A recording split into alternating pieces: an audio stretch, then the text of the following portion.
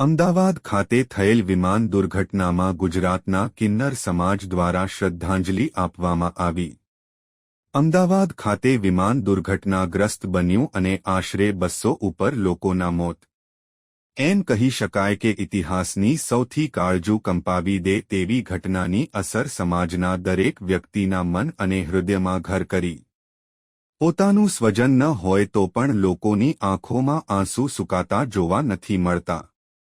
ત્યારે એક એવો સમાજ જે લોકોના ઘરમાં આવેલ કોઈ પણ ખુશીને હર્ષપૂર્વક વધાવી વધુ સુખી થવાના આશીષ આપતો ગુજરાતનો કિન્નર સમાજ પણ આ ઘટનાને પગલે ગમગીન બન્યો છે।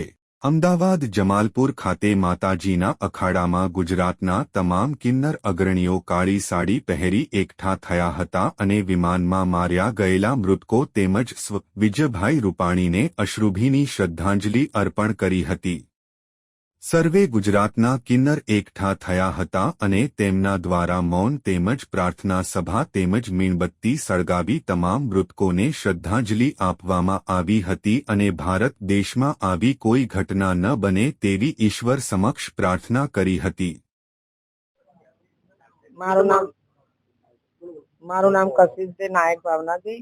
અમે ગુજરાત કિન્નર અખાડાના અમદાવાદના મેન છીએ અને આજે અમને બહુ જ દુઃખ લાગ્યું છે જેથી 4 દિવસથી જે અમારા અમદાવાદના પ્લેન ક્રેશ થયું એના માટે અને જે પણ અમારા પ્લેનની અંદર જે પણ બધા હતા એ અમારા ભાઈ બહેન તથા અમારા મા બાપ સમાન જ હતા।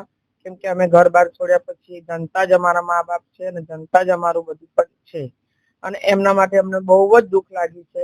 એના માટે આજે અમે કિન્નર સમાજ ભેગા થઈને મૌન વ્રત રાખ્યો છે અને જે એના માટે અમે શોક રાખ્યો છે। તરફથી બોલું છું હું કિન્નર કોહિનૂર દે કશિશ દે પાવૈયા અને અમદાવાદમાં રહીએ છીએ અમે અને આજે અમે શોકનો માહોલ છે। 4-5 દિવસથી જે પ્લેન ક્રેશની ઘટના થઈ છે એની અંદર જે પણ મરી ગયા છે નાના ભૂલકાઓથી માંડી મોટા વડીલ અને આ ગુજરાતની જનતા અને ભારત દેશ ઉપર આવીને આવી આફતો ના આવે એના માટે અમે બધા એકઠા થયા છે।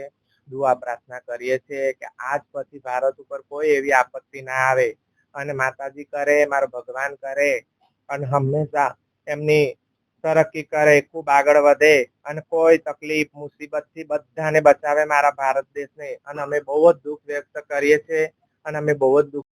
મારું નામ કામિની દે કશિશ દે પાવૈયા। અમે અમદાવાદથી છીએ।